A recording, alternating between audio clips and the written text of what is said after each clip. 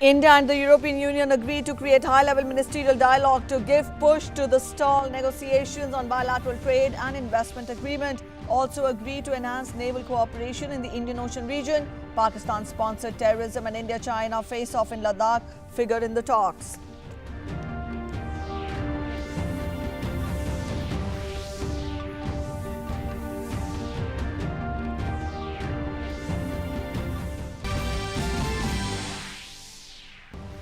Defence Minister Rajnath Singh to visit forward areas of Jammu and Kashmir and Ladakh from tomorrow. Army Chief General M.M. Narawane to accompany the Defence Minister.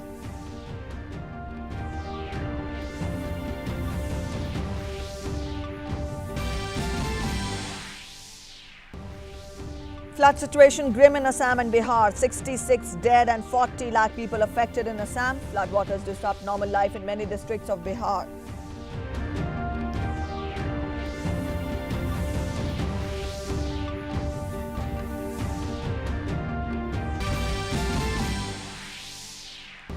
Recovery rate from COVID-19 disease rises to 63.25% in India. Total 6,12,814 discharged after treatment. 3,31,146 active cases across the country. Bihar under complete lockdown till 31st July from today. And in sports, FIFA announces schedule for 2022 World Cup. 4 games a day to be played in group stage in Qatar from 21st November 2022. Final will be played on December 18th.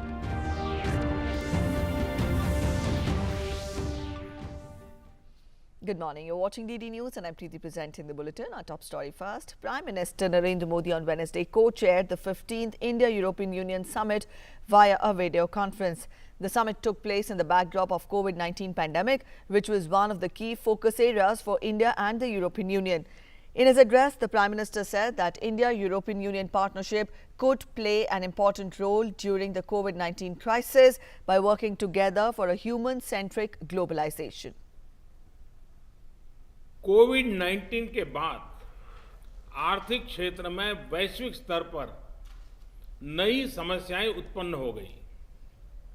इसके लिए democratic राष्ट्रों के बीच अधिक सहयोग की आवश्यकता हम सब महसूस करते हैं।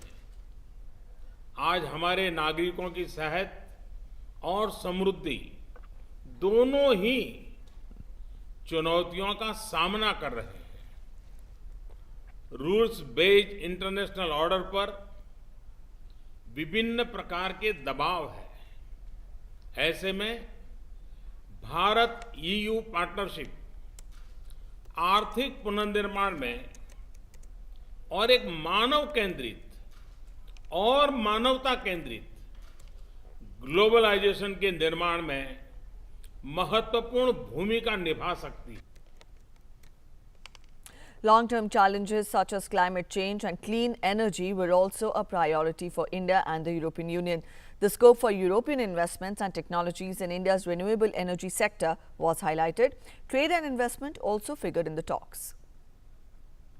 तत्कालीन चुनौतियों के अलावा क्लाइमेट चेंज जैसे लॉन्ग टर्म चैलेंजेस भी हम दोनों के लिए ही प्राथमिकता है। भारत में रिन्यूएबल एनर्जी के उपयोग को बढ़ाने के हमारे प्रयत्नों में हम यूरोप के इन्वेस्टमेंट और टेक्नोलॉजी का आमंत्रण करते हैं। European Union Council President said that India and European Union were two democracies with common shared values. He called for intensifying multilateral cooperation on issues such as counter-terrorism.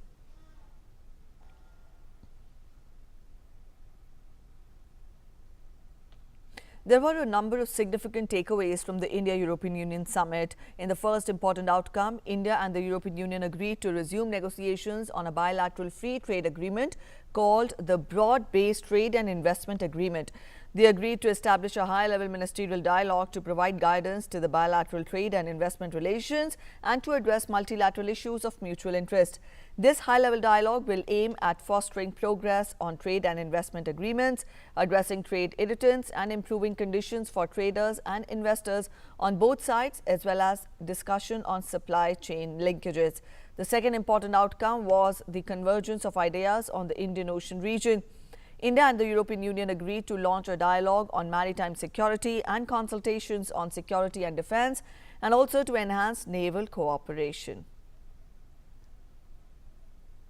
During the 15th summit discussions today, one of the most important outcomes was the setting up of this high-level dialogue on trade and investment relations, which will discuss all trade and market issues as well as supply chain linkages. The two sides have expressed their commitment and agreed to work for a balanced, ambitious and mutually beneficial trade and investment agreements. The high-level dialogue, which will be held in the coming months, is expected to provide high-level guidance and directions to take these two agreements forward. India and the European Union also agreed to implement the India-Euratom Agreement on Research and Development Cooperation in the field of peaceful uses of nuclear energy. The leaders also welcomed the conclusion of an agreement between Euratom, which is the European Atomic Energy Community, and India for cooperation in research and development in the fields of peaceful uses of nuclear energy.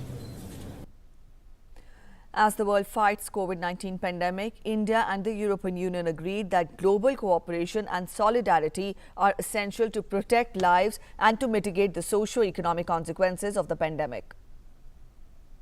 Recognizing each other's strength and mutual synergies, such as our role in pharmaceuticals and research, the EU and India agreed to intensify cooperation in response to the coronavirus, including on accessibility and affordability of COVID-19 tools.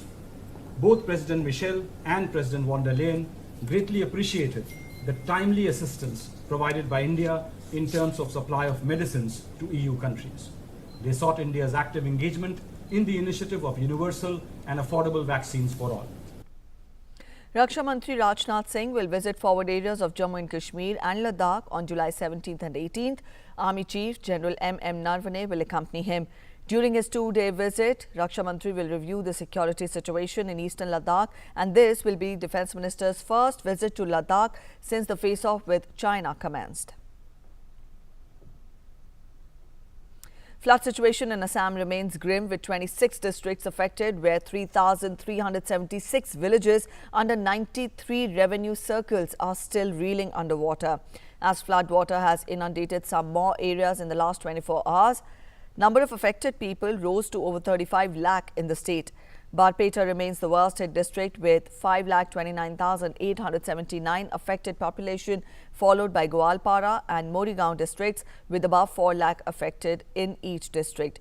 With 7 more deaths reported yesterday, the death toll has reached 66 this year due to floods. Water level in the rivers are still above the danger mark across the state, and more than 1,27,000 hectares of cropland is still submerged. In Guwahati city too, water in Brahmaputra river is flowing above the danger mark.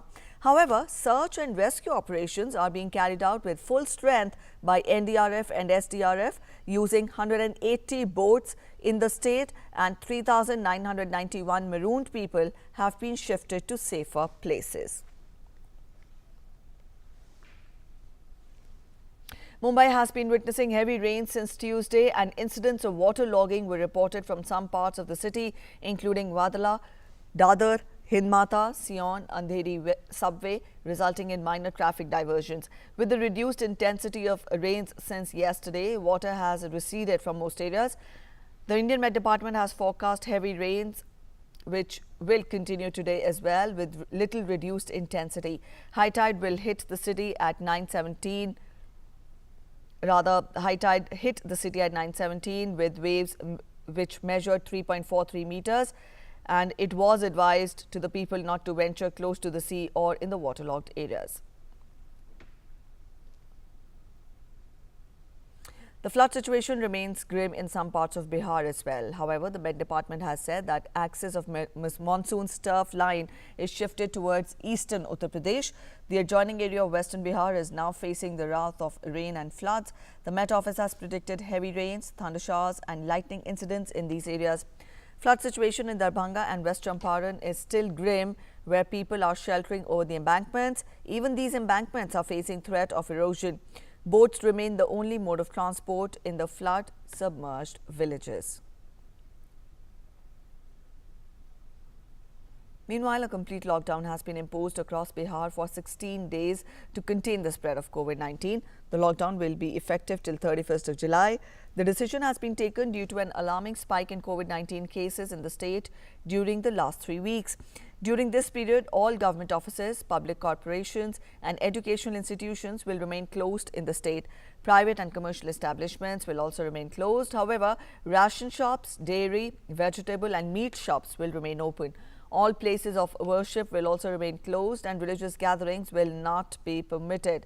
Bihar has reported about 20,000 COVID-19 cases and more than 170 deaths.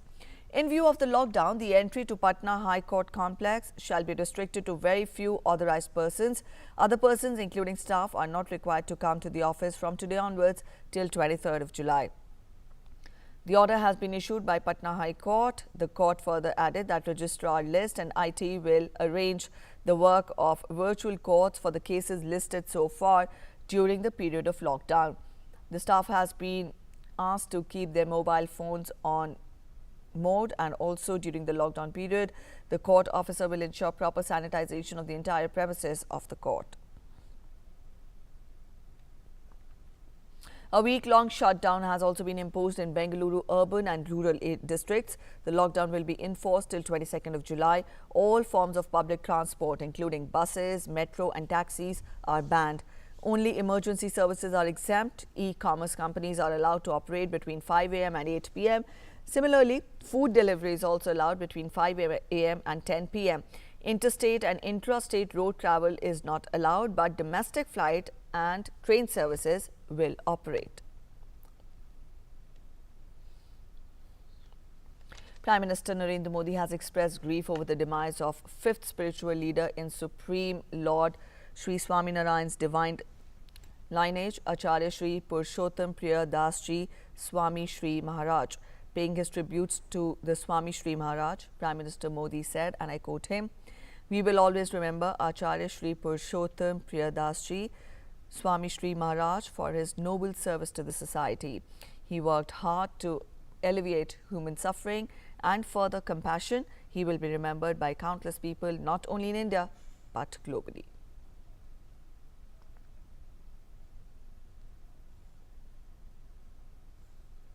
Union Sports Minister Kiren Rijiju has called upon ministers and other senior officers in charge of youth affairs and sports departments of all states and union territories to mobilize a large number of volunteers as part of the Youth Ministry's flagship schemes Nehru Yuva Kendra Sangathan and National Service Scheme, as well as from Bharat Scouts and Guilds to intensify India's fight against COVID-19. He also added to create awareness about Atmanirbhar Bharat among the lowest strata of the society.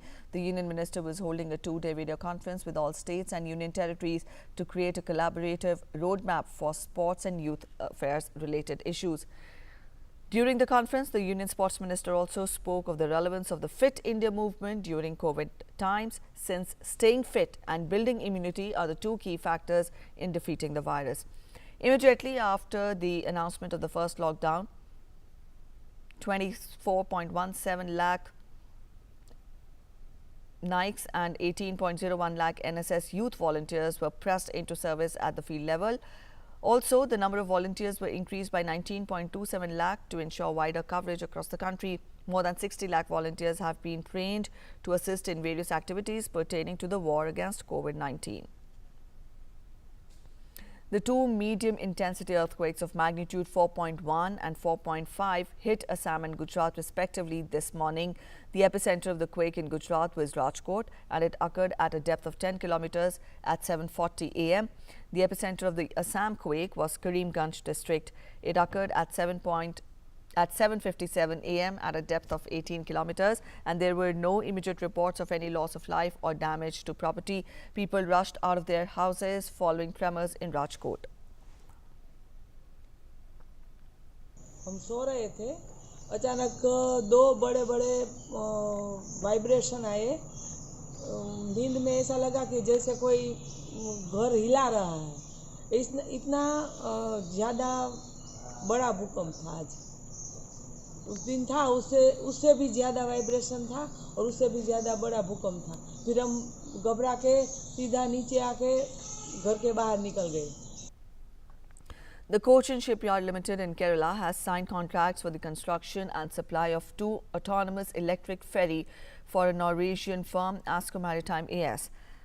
A statement issued by the shipyard on Wednesday said that the vessels, each 67 meters long, will be delivered as a full electric transport ferry powered by 1,846 kilowatt per hour capacity battery.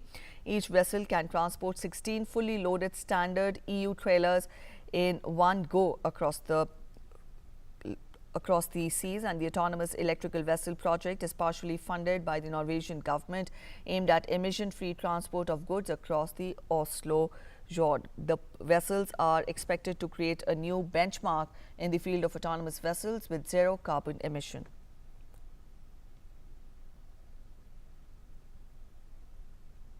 Up next, we'll get you an update on the COVID-19 situation in the country. The recovery rate from COVID-19 infection has now climbed up to 63.25% across the country, and the recovered cases crossed 6 lakh.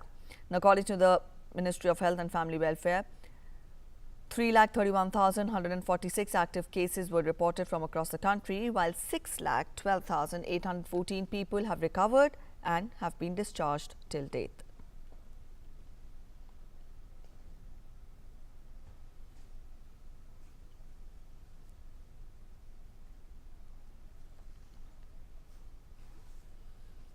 The COVID-19 diagnostic kit developed by Indian Institute of Technology, Delhi, has been rolled out with a base price of the test at Rs 399. With the launch, the RT-PCR-based COVID-19 diagnostic kit will now be available for use by the authorized testing labs.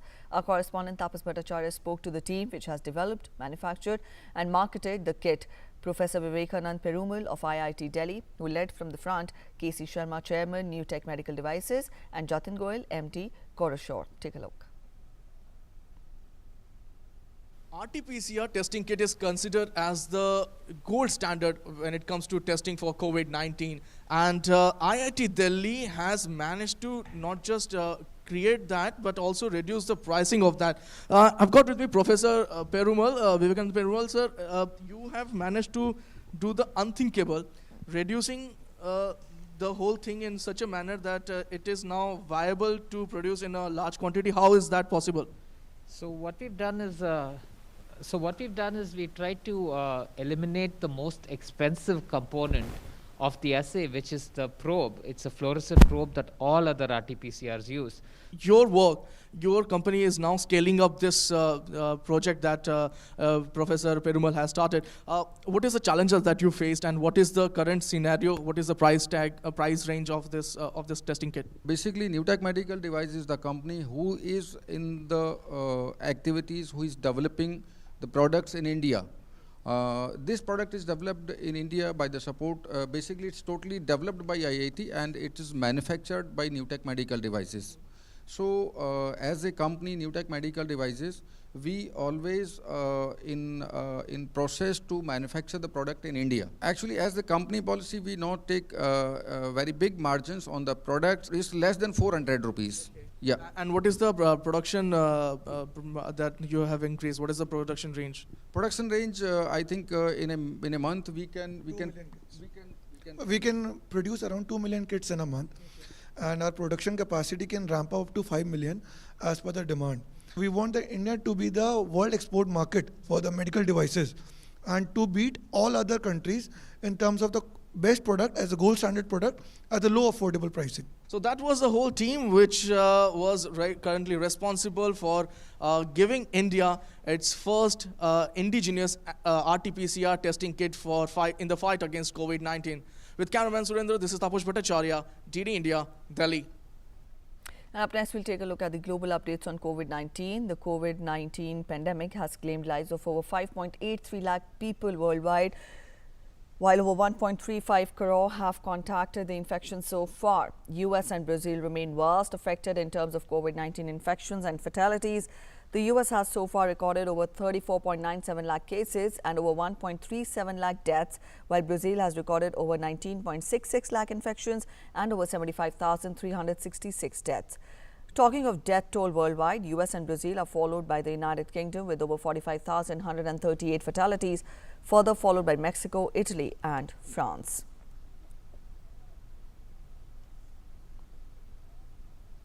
Twitter accounts belonging to prominent personalities like Joe Biden, Bill Gates, Elon Musk, Barack Obama and Apple, among other prominent handles, were compromised on Wednesday and posted tweets that appear to promote a cryptocurrency scam. Twitter is investigating the matter and would be issuing a statement shortly. The accounts, along with those of former US President Barack Obama, rapper Kanye West, among others, posted similar tweets soliciting donations via Bitcoin to their verified profiles on Wednesday. Some of the tweets were swiftly deleted, but there appeared to be a struggle to regain control of several of the accounts.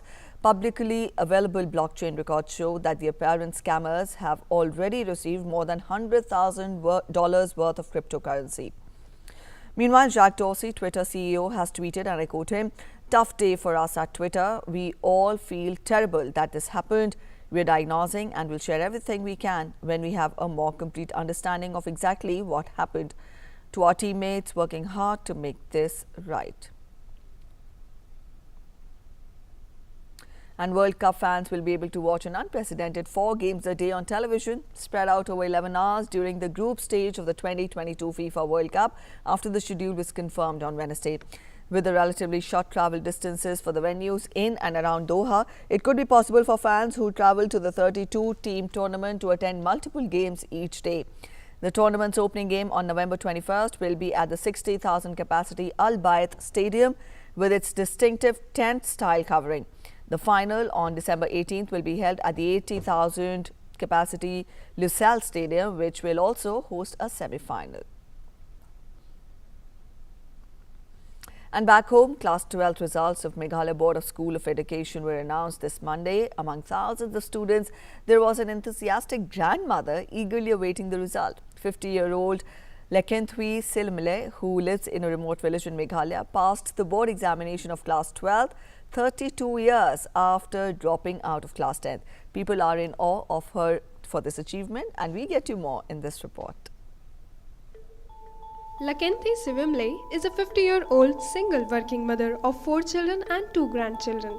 She believes there is more to life than issues at domestic and social levels. Despite being confronted with innumerable odds, the spirited woman never gave up and continued pursuing her studies. Silmile passed her Class 12 exams on Monday after she dropped out of Class 10th from a school in Meghalaya, Shillong in 1988. After the Class 12 results were announced by Meghalaya Board of School Education, a wide smile decorated her face as she came to know that she was among those who passed.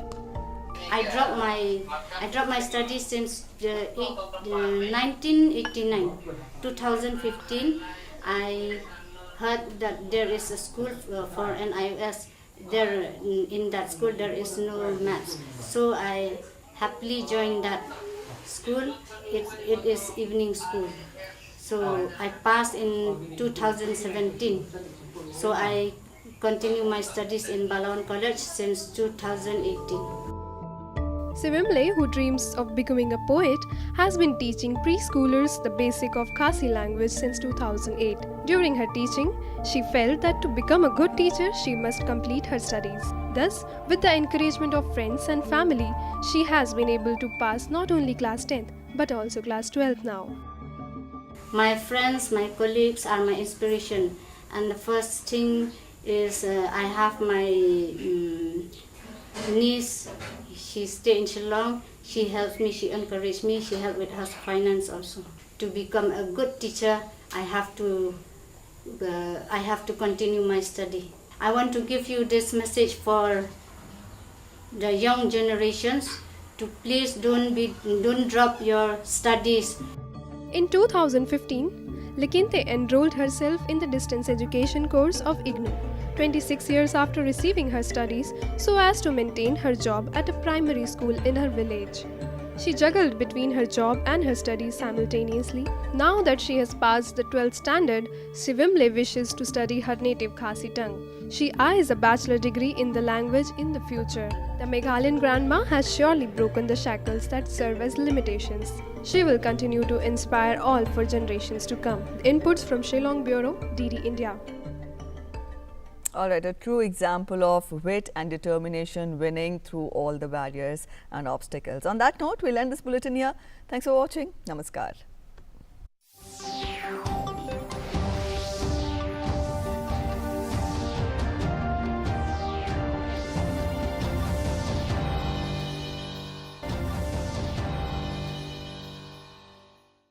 Thunderstorms and lightning are hazardous for life and property.